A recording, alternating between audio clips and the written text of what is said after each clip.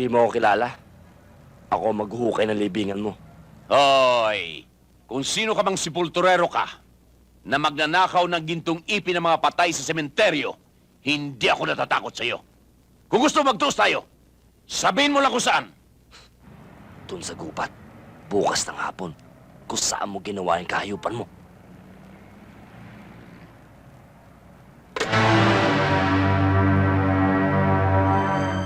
Tirahin mo na, ano pa hinihintay mo? Baka mangitlog pa yan dyan, dadami lahin yan. Mas problema yun. Oh, tirahin mo na. Tagal. O sige, magdasal ka na.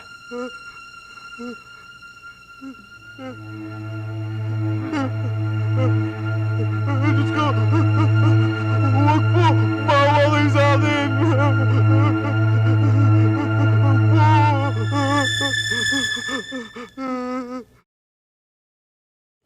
Nagkakaya pa ba kayo? Naiiyak mo pa dyan, nakapal-kapal ang mukha niyan? Sinasabi ko na nga ba, painsa-insayo ka pa akin na nga yan!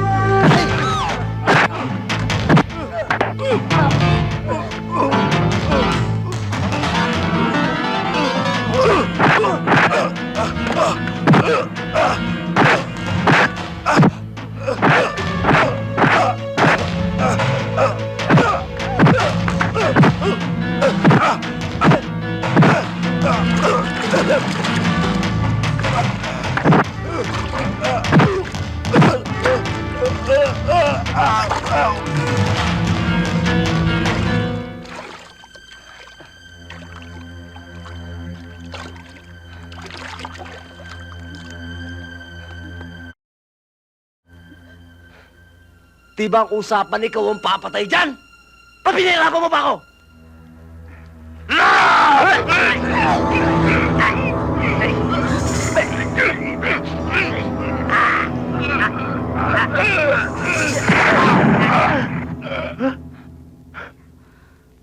Muntik na ako! Muntik na ako! Bakit gusto mo ako pinag-iisayuhan?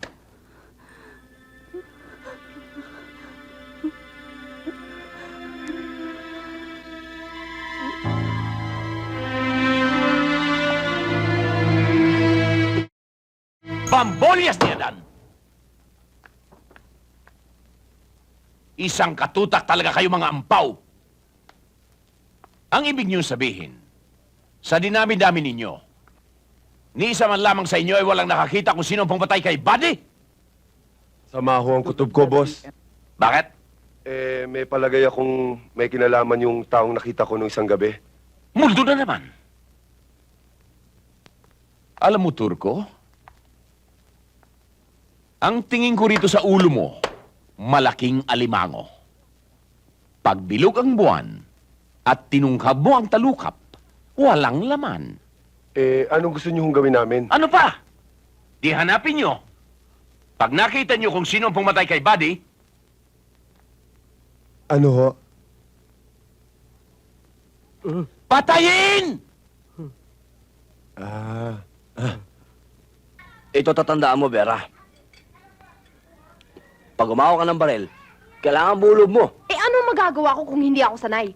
Tubig. Hindi, alam mo, basta tuwing makakaharap mo lang sila, isipin mo lang lahat ng ginawa nila sa'yo. Madadagdagan din yung tapang mo. Tama yun. Ganyan din ako nung araw eh. Mahina ang loob. Pero, mabuti na lang. Born again na ako ngayon eh. Kalimutan mo na yan. Lilipas din yan.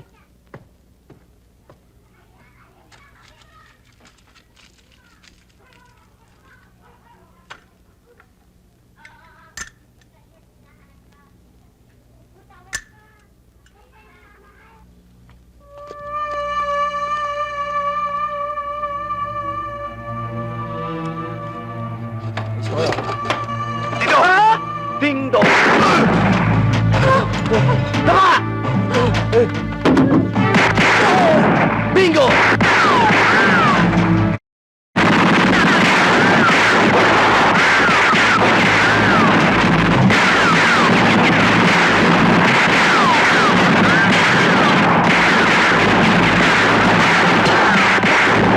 Tignan mo! Jelmo! Elmo! Nasa si Elmo? Elmo! Sige na, mauna na kayo. May babalikan ako eh. Kalimutan mo na yun! Nakalimutan ko yung alkansi ako eh. Teka na! Naku, huwag. Sa taong kong inipon yun eh.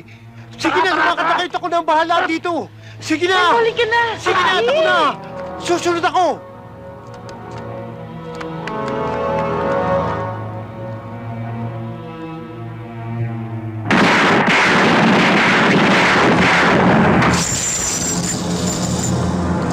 Ano kaya nangyari kay Berting? Kapag may nangyari masama kay Berting, magtago na sila. Paano na tayo? Wala tayong magagawa ngayon. Kundi magpalipas ng gabi dito.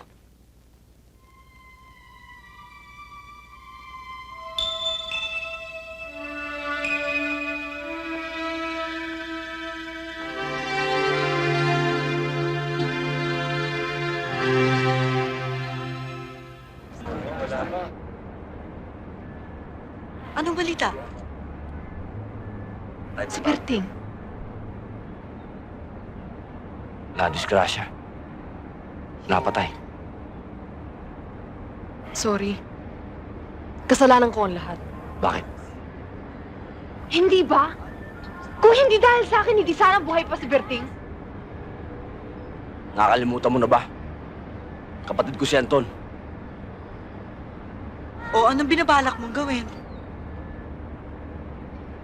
Ano pa?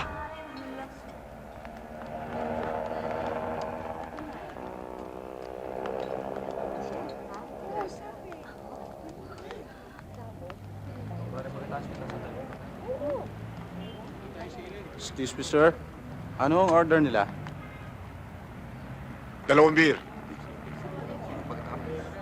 Elmo, sandali. Ayan na sila. Bigyan mo rin kaming spare ribs. Yes, sir.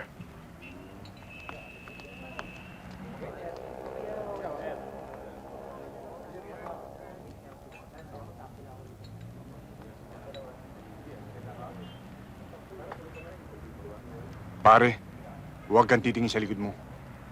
May kalaban.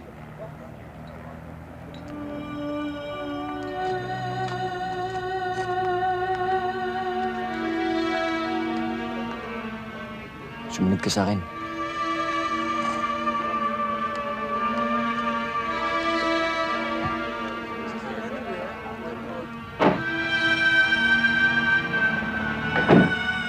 Sigurado ka ba? Hindi ba nakita? Di banatan na natin. Hindi tayo nakakasiguro. Anong gusto mong gawin ko? Tawagan mo mga kasama natin. Ayoko kung makita ako sa labas.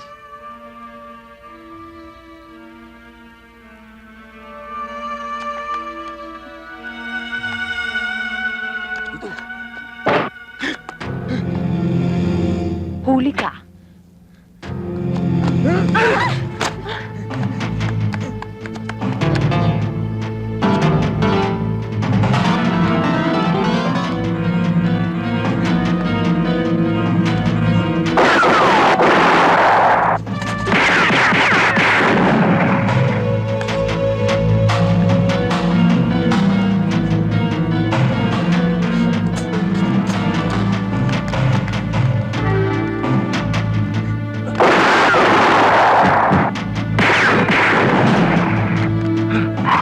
Ano na putok na yun? Wala nang pala yun. Marami ka pang pasakalye. Ito lang ang katapat niyan. Hoy! Hoy! Hoy! Sandali! Hoy! Hoy! Nakita nyo na, boss? May testigo na ako. 2 na kami nakakita ngayon. Oo, boss. At hindi lang yon. Kasama pa pati asawa. Sino asawa? Yung asawang... Sigurado ka? Oo, boss. Sigurado ako. Palagay nating totoo. Pero 2 kayo. Wala kayong nagawa laban sa isang tao? Anong magagawa namin sa multo, boss? Hindi tinatabla ng bala yon.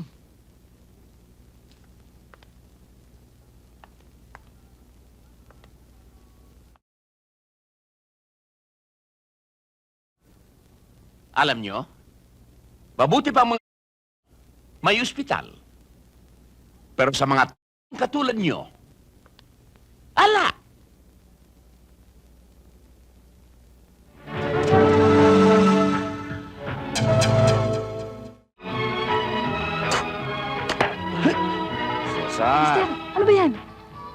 ka nang maingay. Hit! Huwag ka nang pumorma. Gawin ko bola yung ulo mo. Sumunod ka sa akin. Tara!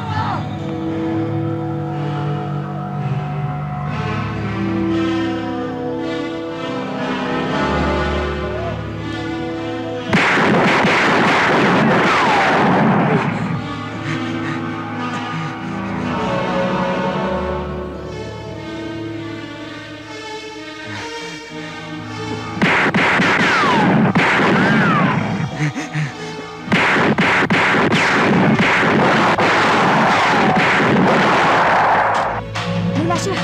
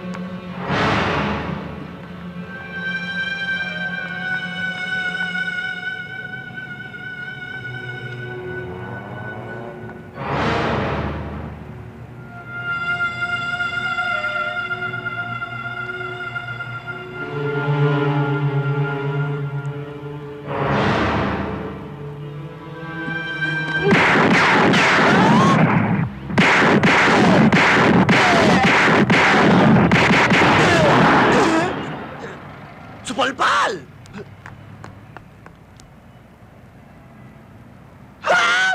Strike 3 na! At akong gusto mong strike 4, ganon? Ipapapatay mo ba ako? Ikaw talaga kahit kailan, mahina ka eh.